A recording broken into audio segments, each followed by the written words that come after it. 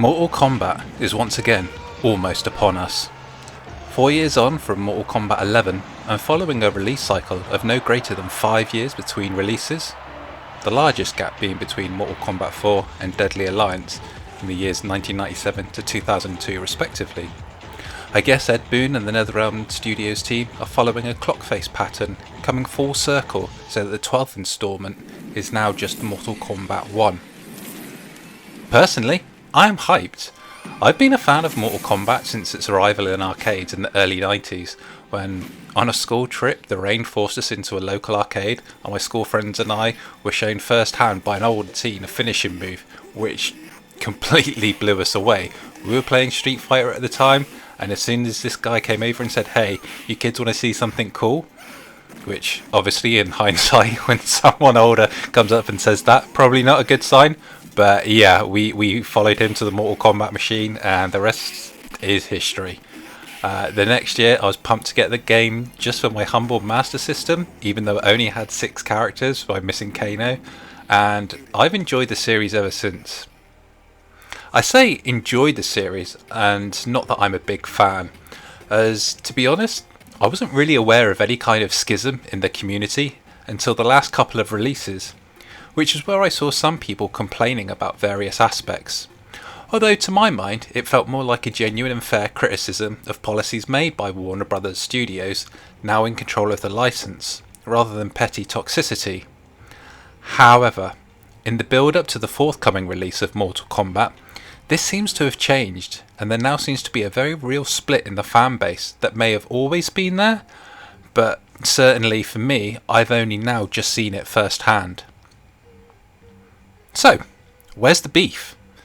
Without going into a lengthy history lesson, it's fair to say Mortal Kombat has always courted controversy. Its whole appeal and marketing ploy was steeped in this full 90s edginess. It was literally the Sega to Street Fighter's Nintendo. It did what Street Fighter didn't, and it wore that proudly on its sleeve. This was the game for violence.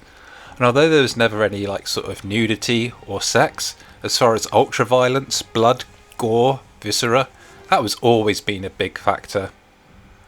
Although, sidebar, it's a very weird how this American dichotomy between sex and violence, which is a topic for another story, but it's remarkable how a country can be so laid back and laissez-faire about one and have such strong puritanical standards for the other.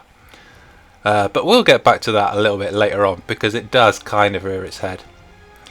But the violence has always felt very cheesy and over the top. Or maybe that's just me being desensitized to violence after growing up in the 80s and being advertised the likes of Predator, Robocop, Terminator, Aliens, et al. From the early 80s. The irony of all these gory icons having made their way into different combat packs is not lost on me, and I'm sure that's part of the reason why Ed Boon decided to introduce those characters at some points.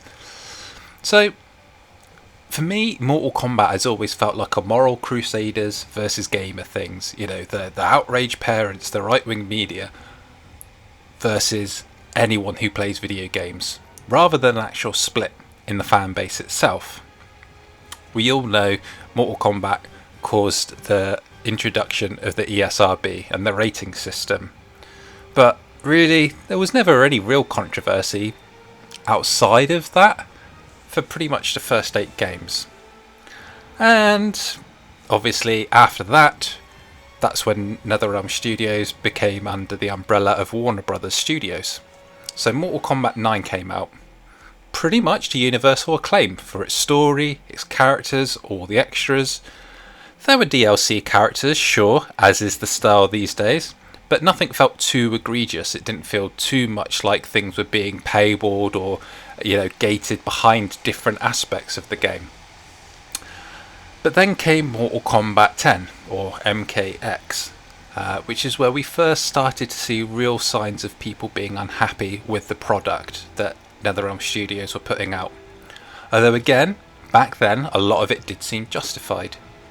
PC gamers were very unhappy with the very poor port that caused serious memory crashes As you can see in the Reddit threads, we're going back obviously a few years here, but you can see at the time a lot of people were having serious issues with memory leaks and the game crashing. And whilst it can obviously be argued that, that is the nature of the beast with PC ports, not everyone has the same setup and system, and obviously takes different standards depending on how it is running and how high a performance you want to have.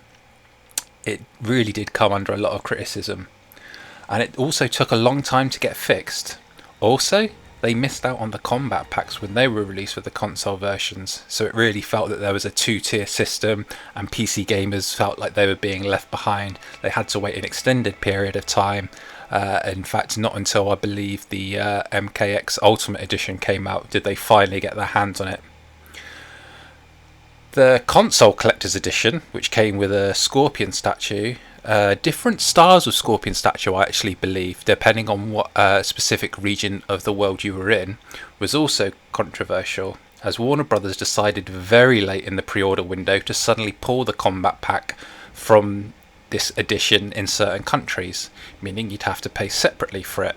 I know I'd pre-ordered the Scorpion edition. I still have it actually, the Scorpion statue and the steelbook for MKX, but I remember being really unhappy that the Combat Pack 1 was pulled from it at the last minute. It was very disappointing, and it obviously meant that it would have to be paid for separately. Now, these were all legitimate concerns and problems, and I think this is where we started to see a split between what we'd consider the old school Mortal Kombat fans, who were more happy with the way that Midway and Acclaim dealt with the game, and fans who didn't seem to really mind what was happening under Warner Brothers stewardship, and it felt that there was a divergence point from then on. And it does feel like a lot of people felt that from MK10, that was when a lot of this problem started. So, next up, 2019, Mortal Kombat 11 was released, and oh boy, was there a shitstorm. Now, to cast your mind back to pre-pandemic times, obviously 2019 feels like a lot more than 4 years ago now, but there was a huge issue around that time centered around the redesign of characters, and in particular it was around female characters and their outfits. Now, bearing in mind this was after the whole Gamergate period, but just before the Me Too movement, there was certainly a lot of back and forth on all over online in social media about the whole culture wars stuff that was happening, and it really felt like it was at its zenith at that era, certainly in geek culture spheres. I mean, you look at stuff like the Ghostbusters 2016, the whole overpowered Mary Sue's arguments in things like the Star Wars universe and the MCU. A lot of it got written off by the left as basement dwellers sad at losing their favourite female fantasies. And on the right, it was seen as, social justice warrior pandering and desexualisation of their characters. And whilst arguments can be made, certainly for both cases, depending on your point of view and how you look at it, trying to stand back and be objective, it was sadly just another fracture in their Kamidogu, to use a Raiden's Talisman reference. However, Mortal Kombat 11 did come out, and the slower paced gameplay and the very largely criticised grind to unlock items to add to characters to make them more competitive also really overshadowed the release of what is to date the most successful Mortal Kombat game ever in terms of sales figures, player base, etc. And with that even higher, probably due to the fact that it's also on the Microsoft Games Pass lineup, meaning that the install base for Xbox and PC users is probably even higher than its sales data shows. It certainly was a huge win for Warner Brothers, despite any controversies that was had. However, that being said, 2 years later, in 2021, Kotaku released a report of devs needing to seek PTSD counselling after watching so much gore in order to accurately render effects for the brutal finishers and X-rays in game. So Whilst a lot was said at the time, and then further on, another 2 years later, lots more was said, you can see that the whole life cycle of Mortal Kombat 11 was shrouded in controversy. And yet, despite that, Warner Brothers stuck to their guns. They didn't make any statements, they didn't come out. And despite all the furore in the fan base, nothing actually seemed to change. There were talks of boycotts, and this is not my Mortal Kombat, etc., etc. Sadly, nothing seemed to really happen. Now, during this time, we also saw a lot of the community dismayed with YouTube in its handling of Mortal Kombat content. Sadly, big releases were, in typical AAA studio fashion, given licensed music trailers, which meant a lot of DMCA takedowns when people were trying to do reaction to such content. You usually see this around things like E3, when you get all the big announced trailers and everything would have to be either silenced or those bits would be scrubbed from people's reactions. More importantly than that, however, was the crackdown on violence in content, which led to a lot of content being demonetized, which was a real loss, as stuff was either stricken or removed or censored from the platform. So, in 2023, people have been pondering, some people have been outright asking whether or not, having a bloodless option or a dedicated streamer mode would not be a bad thing. And considering how commonplace it is in modern games, it allows for content to be shown on so many different platforms, which is where most of marketing is done these days. Platforms like YouTube itself, like Twitch, even things like TikTok, etc. For you to be able to show all of the content that you want to show to your fans without triggering various platform flags for content based on violence, nudity, licensed music, etc. seems like a no-brainer. And especially given how much community drives engagement and marketing, you would think that this would only be a good thing to ask. People are only looking for an option, just a simple button you can go in on the menu and turn on or off. If you cast your minds back to the original Mortal Kombat, even though everyone lambasted the Super Nintendo version for having no blood, even the Mega Drive version technically had no blood. You had to actually input a code. And shout out to anyone who remembers and puts down in the comments below. Yes, we all remember the code was dullard. Down, up, left, A, right, down. There was the blood code. Or if you wanted to get into the configuration cheat menu, I believe it was abacab. Pretty sure. Don't quote me on that one, but I definitely remember dullard being the code. So, is it the fans' fault that people are being scared when they're seeing, can we have these options? Can we have those options? Is it right that people feel that they're going to be, have Warner Brothers corporate policies come in and just strip away everything that they love about the Mortal Kombat franchise? Or is it more a case of Warner Brothers and NetherRealm Studios both need to move with the times in order to keep themselves competitive in what is a once again thriving fighting game market? We've already seen how successful Street Fighter 6 has been. Tekken 8 is also set to release this year, and if Mortal Kombat wants to keep up with those, yes, it does have a lot of unique selling points, such as the story mode, etc. You could argue that the online gameplay and the tournament stuff could be hit or miss given the whole blood aspect because of monetization and because of sponsorships, etc. Will it be allowed to be shown? Usually it will end up at Evo anyway, but it would be nice if there were options where more casual audiences and more casual fans could be able to enjoy this content on all platforms without having to worry about it. The sentiment from the fans is understandable, but I do think it's the intensity with which they're going after anyone who mentions these kind of things that is rather uncalled for.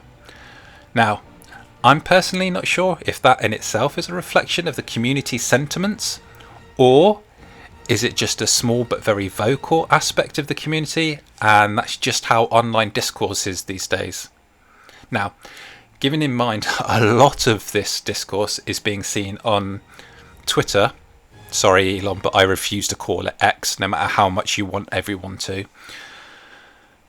This vitriol seems to be aimed a lot towards content creators themselves. Now, just as an example here, I'm going to use Maximilian Dude, as he is one of the biggest content creators for fighting games as a whole on any platform. Now, I've been following him well over a decade. I think I actually got introduced to him from Super Best Friends. I'm pretty sure that was because of Mortal Kombat 9 that introduced me to them via YouTube, Machinima, 10 for the win, back in the good old days. I believe I was watching them do the Challenge 300 on the tower for Mortal Kombat 9, and they were doing it in response to Max Dude and the video games crew challenging them to do it. So to see people coming after him, calling him a fake fan and asking even how many videos he has made on the games, feel like there is, I don't know if there's a portion of the community that's trying to make a point against them or to make them look bad. Whatever it is, it's not a good look. And the worst part is that a lot of this, people coming after the likes of him, coming after the likes of Ketchup. Anyone who knows Mortal Kombat will know Ketchup is a name because Ketchup and Mustard were the nicknames given to Cyrex and Sector. So these are huge fans who've been making content for such a long time. And for it to be done over EVO weekend, when the whole fighting game community comes together to celebrate our games, our genre, it really made the Mortal Kombat fan base look really small and petty, whilst every other fan base was out celebrating their games, having fun, and really coming together. So, I'm not really sure if this dates back to when MK10 and MK11 Warner Brothers games decided to only start offering their marketing and promotional material to the bigger content creators, and some of the smaller, solely Mortal Kombat focused creators with the smaller communities were left behind. Maybe ones who were sent promotional material in the past when it was under the Midway umbrella weren't getting the same sort of rub of the green with Warner Brothers. And I'm not calling any particular creator out on this, and I'm not saying that the smaller creators have an axe to grind and are going after the bigger creators, or someone doesn't want to see Max do it, or whatever. I'm just merely stating the facts as I've seen them play out on social media over the last month, basically. But this whole narrative of the likes of Max not caring about a game or series purely because he doesn't solely focus all his content on one franchise is absurd. It has been levelled at other creators too, calling them disingenuous because they enjoy other games, even though it only takes a cursory glance of their upload history to see tons of content on there. It makes this very minor but very vocal portion of the fan base seem really toxic. Now look, I know this isn't the 90s anymore, and things that were edgy and fun back then may be no longer fun or relevant in modern games. Maybe people's tastes have changed. We've all grown up, we've all moved on from certain things that we used to love. Some things we do still love, some things we love a little less as much. Certainly for me, in other forms of media, I really don't enjoy things like, gore porn. In terms of films, I've gone towards a more cerebral horror film. For instance, I don't like the modern things like Hostel or Saw series, but something like The Babadook, love it.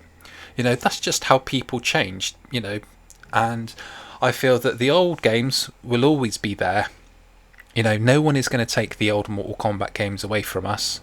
Although, sidebar, the whole issue of games preservation is once again sadly a topic for another video, and it would be nice to see those old games come back in a complete collection from current gen systems, but I digress.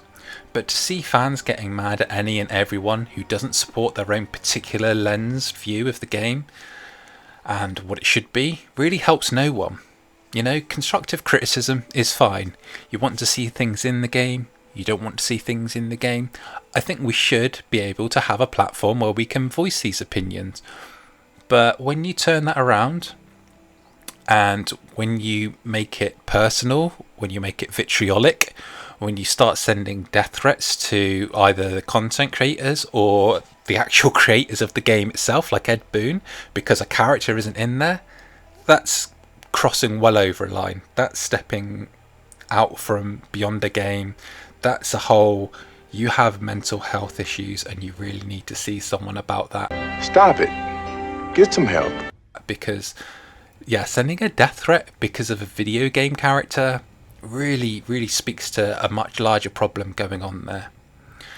We've seen that when people can be, pragmatic, and when people can stand up and say, hey, look, there's a problem with this game, we would like to see it changed, things can be changed. We saw this with the way Street Fighter V was released and managed, and then you compare that to how Street Fighter VI was released, and you can see Capcom really took aboard what the fan base was saying.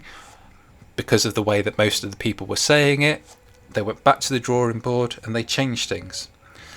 Now, I'd really like to think that the Mortal Kombat community is just extremely passionate, and they're not just hate-filled, edgy teens or 20-odds or 30, 40-year-olds, however old they may be. I'd really like to think that they're just a very vocal and very passionate group of people who are rightfully worried because of the way Warner Brothers have treated a lot of other properties, both in games and in films and TV, and they're looking at all these things and they're saying, hey, no, we would like to keep Mortal Kombat as it is, thank you very much. I hope that's just the case, because certainly at the moment, the way it looks, certainly on social media, it really makes all of us look bad as Mortal Kombat fans and as fighting game fans.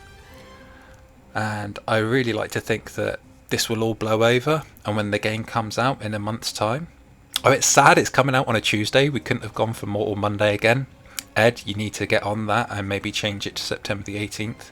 Not that I'm calling you out, just a polite suggestion. Yeah, I do think that if the fan base does continue to schism and fracture and eat itself in a bloody violent way, well, that would be the perfect dramatic irony ending to that portion of the fan base, wouldn't it? Who live and die by the edgy gore they so devoutly and fervently defend to everyone's detriment. On the other side, we could go the happy route. We could go for the good ending. When Mortal Kombat comes out, everyone's happy, everyone can make content, it could be shown everywhere because there is a simple streamer filter mode that's available. But for those of us who want all the gore and violence when we're playing offline or not making content for the game, it's there in all its gory glory. Let me know what you guys think in the comments below. Hopefully, like I say, this is something that's just a flash in the pan and it's not a toxic community. If you've had any experiences with the fan base and you want to share, then please do, like I say, in the comments below, and I'll catch you guys in the next video. Until then, bye for now.